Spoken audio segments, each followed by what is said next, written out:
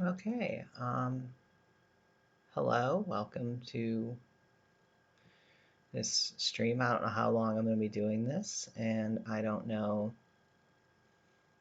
if, yeah, we'll just kind of play this by ear and see how it goes.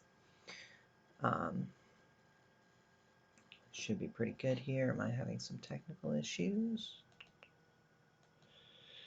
Okay. All right.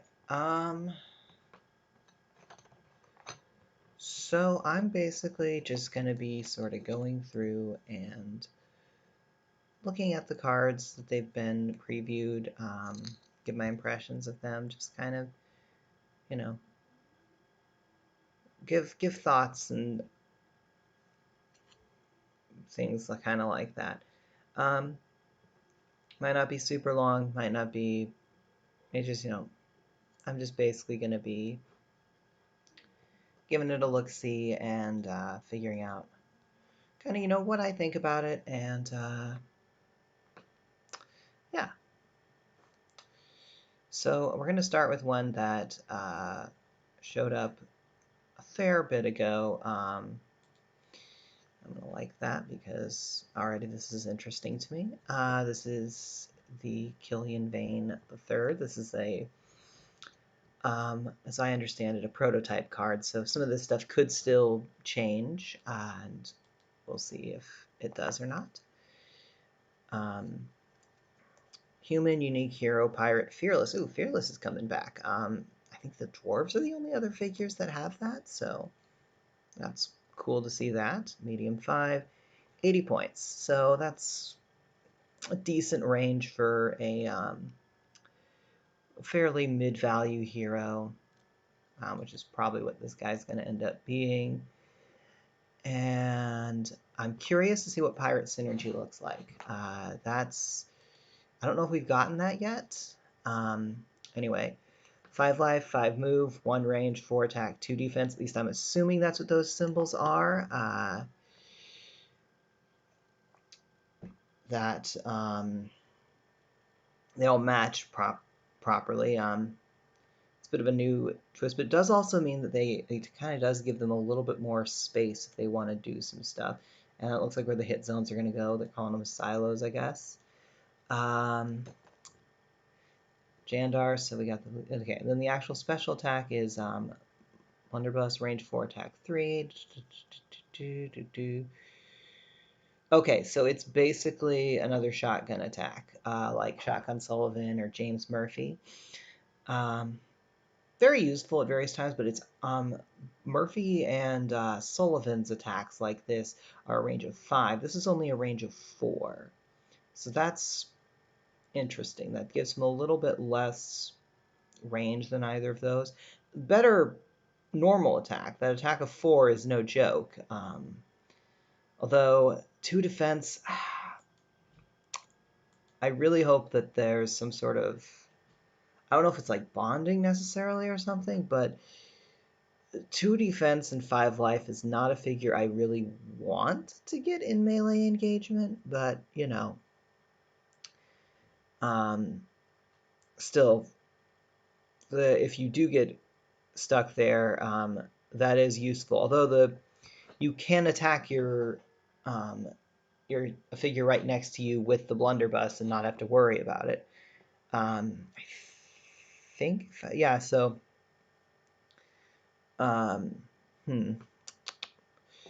Okay, so as I'm kind of looking at this, yeah, it'll be... I think right now as a standalone, this is fine. I'm curious to see kind of what other pirate synergy looks like with this guy, because we know there's other pirate stuff coming, and that's going to be useful for determining how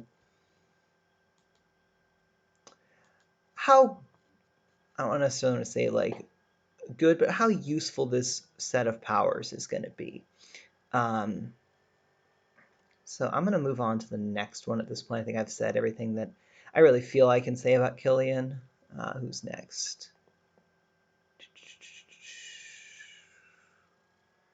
Okay, where is the next button? Oh, there we go. More posts from you. Just go to their actual Instagram. That'll probably be faster.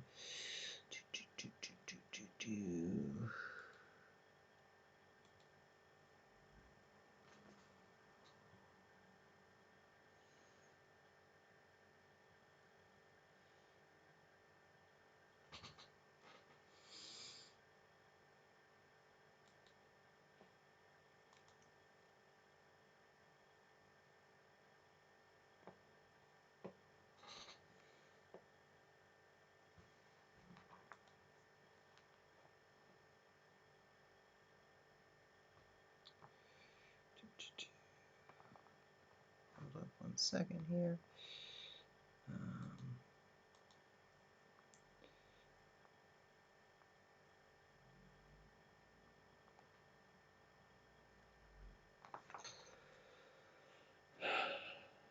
Okay. Are the other posts not on here?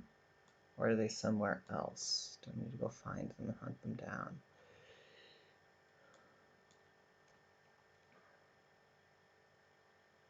Looks like, okay. I know where the other cards are going to be. Give me a second to locate them. Yeah, okay, so they're not on here. They are elsewhere. I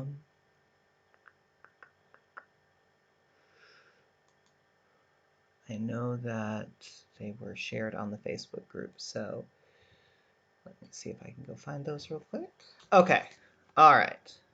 Took me a bit to go find those cards because they were not where I thought they were, but here we go. I already talked briefly about Killian, but I will recap for anyone who's showed up. A lot of the synergy stuff is going to be based on what comes out with the pirate stuff. Really, the 2 defense, 5 life is a bit fragile in close range, so I wouldn't be getting a ton of use out of this 4 attack. This Blunderbuss is also only a range 4 as opposed to Murphy's and Shotgun Sullivan's range 5. So that kind of a lot about this guy is going to really depend more on the what pirate synergy comes next. I don't know what that's going to look like, but that's really my big takeaway with Killian. Very interesting figure. Probably would I pay 80 for this stat block? Yeah. Wouldn't love it, but it's not so ridiculous. And depending on what the other pirate synergy is, that will depend on how well Killian fits into everything. So let's move on to Knight Primus Attleburn. And I believe that is the, what is it? The big, let me go find this figure real quick, because I'm pretty sure this is the bear hero, not the one with the claws. Let me see if I can get a picture here. Looking at this card while I'm pulling that up. Ursine, I guess. I don't know how you pronounce that. Nuclear Champion Wild, so enlarge. What do Death Chasers do? Death Chasers? Does Knight Primus bond with Death Chasers? Okay. Let me confirm that, because that's an interesting choice. 150 points is a pretty big price tag, but oh, they were on Twitter. That's why I couldn't find them. Okay. All right. I just thought they were on Instagram. But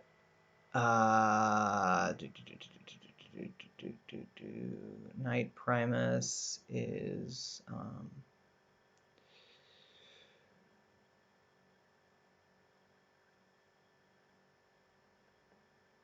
Okay, yeah. Yeah. Let's open that up. Original. Let me double check the Death Chaser card real quick, because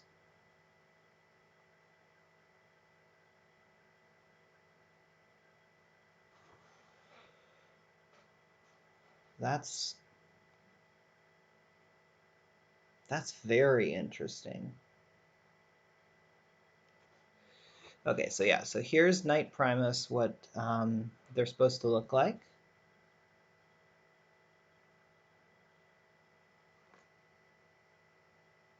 Yeah, yeah. Just looked at the card for Death Chasers. They totally, it's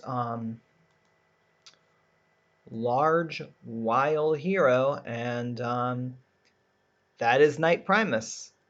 That is interesting. Um, so we've got 8 life, 6 move, 1 range, 5 attack, 3 defense. This is a beast. this is an absolute unit of a figure, and you know, got that big giant maul right there. That's yeah, that's pretty intense.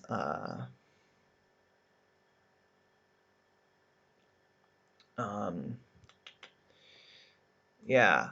Okay, and the actual special power is after moving and before attacking, you may inflict 1 wound on an adjacent small or medium squad figure or 1 small or medium common hero adjacent to Knight Primus. So basically, what happens is you get to go move up next to something, kill a squad figure, just dead. It's just dead. It doesn't get to do anything. It just dies. And if it's a common hero, it just dies. And then you get to hit something with 5 attack. This is a unit of a figure. Holy frick. I don't think Knight Primus is gonna like displace anything in the Death Chaser build, but that is some beef there, because 3 defense and 8 life is not quick to get through, especially when you've got this person just obliterating your forces. That's uh, Knight Primus is very beefy. Very interested to see how this plays out. I think that's the only synergies that we've got there. Who we got next? The Frostclaw Paladins. Those are, you know what, we're just going to go to the actual website. It'll be faster that way.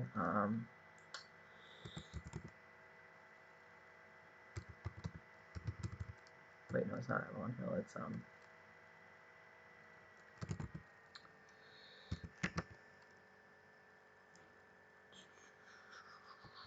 Hasbro Pulse.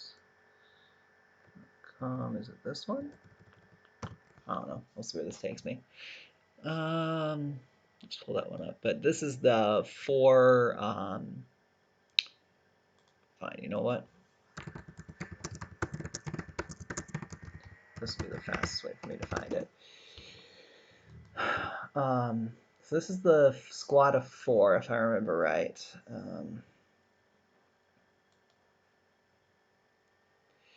Oh, Scytale confirmed that yes, they do bond with Death Chasers. Yeah, that's a trip. Okay, here we go. Okay, so Frostclaw Paladins. That's the forest figure. Polar Bears. Ursine, Unique Squad, Knights, Dauntless. I think, shoot, where have I seen Dauntless before? Besides the worm character. That is... Okay. And we got a picture here. Okay, cool.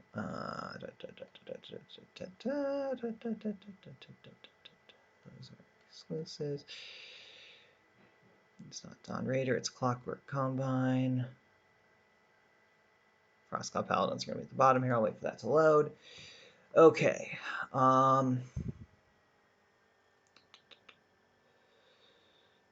So, all right. Ursine Unique Squad's Dauntless. Who is Dauntless? Is it Sir Dupuis? I know I've seen Dauntless on another figure. Anyway, large figures, so they're a large squad. That saves them from a lot of things. So we've got 2 life each. Okay, so I'm assuming that essentially you'd put a wound marker on them if they take only 1 wound. And okay, so 3 move, 1 range, 3 attack, 4 defense. That's decent odds. The move isn't great. And that's still loading. Oh, there we go. Scroll down. There we go. These jackals. So they are big beefy boys. And okay, I think I was expecting a little bit better stats. They're 120, but that does mean that they do. So they're basically, yeah. So I need multi-life squads is different. How do I think about them? They would. Granite Guardians are Dauntless. Thank you, Scytale. Thank you. Okay, I was like, I know I've seen it somewhere. Okay, so 2 life is going to be an interesting thing to work with. It works. It's kind of like Mezzademons, but like a little bit different, I guess. I don't know. I'd have to really play with that to feel how I feel about that mechanic, but I feel like it means that you can be a little bit more risky with them. That's my initial thought. 4 defense will hold up against a lot of things, and they're a squad of 4, so that's useful. Noble Champion bonding. Before taking a turn with the Frostclaw Paladin, you take a turn with any champion you control follows Jandar, or Volorak. And yep, Knight Primus is in fact a champion, so that makes sense. Frostclaws can bond with Knight Primus, and that's yeah, because Knight Primus needed sorry.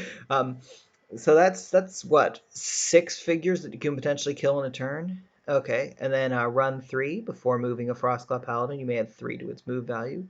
If you do, subtract 2 from the figure. Oh, so this is like Indomitable, but better. Because if I'm reading this right, I don't have to choose the same thing for every single Frostclaw Paladin. I can just I can choose it. I don't. That's really interesting. You subtract 2 from the figure's attack value per turn, which means that they drop down to an attack of 1, which is not great. But if you're getting height with that move of 6, it could very well be worth it.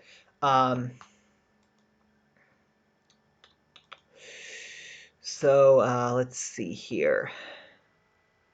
Okay, who else do they bond with? So they bond with all the Viking champions, and getting Finn, Elgrim, Thorgrim on them is very useful. But actually, as I'm thinking about this, like one of the types of armies I like to play is knights and Viking champions, and then something to put the spirits on. And having these people in the spirits is actually an interesting thought process because then I don't have to spend a ton of. I can fill out the army with other things. That's an interesting thought process. I'll have to give that a shot. We haven't seen any Volorak champions, and I'm very interested to see what that will look like. Let's see. Also bond with Gilbert, who can. Oh, they can be moved by Jandar's dispatch. Oh, I love that pairing. That's fun. Jandar's dispatch gets to move them all around, and oh, I like that. I like that a lot. And Alistair, but Alistair doesn't really help him as much here, but still, that's being so they've got a decent amount of survivability. I don't I still feel like it's a little bit fragile, but maybe I don't know, maybe they'll feel stronger in actual play. 120 points with basically 8 life is about 15. Okay, so they have roughly as much life as like Delta Goblin Cutters. Okay, that actually feels a lot better and a lot more terrifying. I was expecting a bit of a higher attack, but I guess since they bond with Finn, that's very dangerous. And 4 attacks of 3 is still nothing to sneeze at. Okay, cool. Lots of interesting things there. All right, what have we got next? We got Queen Maladrix the Conqueror. Okay, so that's up with not the Clockwork Combine. It's not the. Is it farther down from the Clockwork Combine? It is. This is Ironclad Collective. We're looking for Nemesis Warbrood.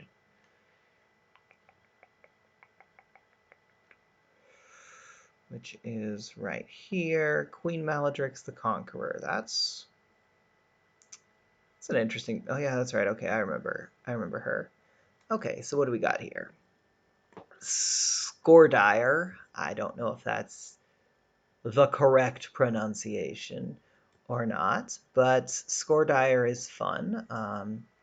Unique hero, Devour, Terrifying, Huge 12. Okay, so huge, which means no jungle, no shadow. 160 points. Okay. When Queen Maladrix attacks, sorry, let's look at the stats first. 6 life, 6 move, 1 range, 4 attack, 5 defense.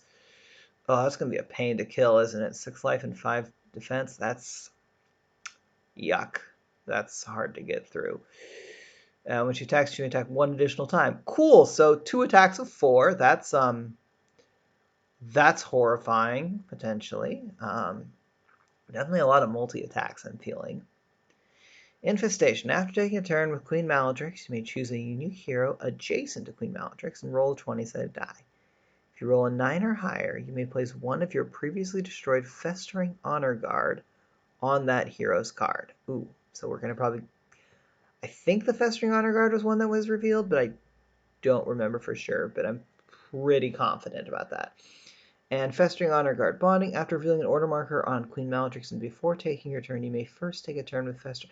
Okay, I love the theme here because normally it's on the squad card that they take a turn with the hero, but she's the queen. So it's kind of like the Hive, the Morrow Hive, in that, bond with the squad from the hero.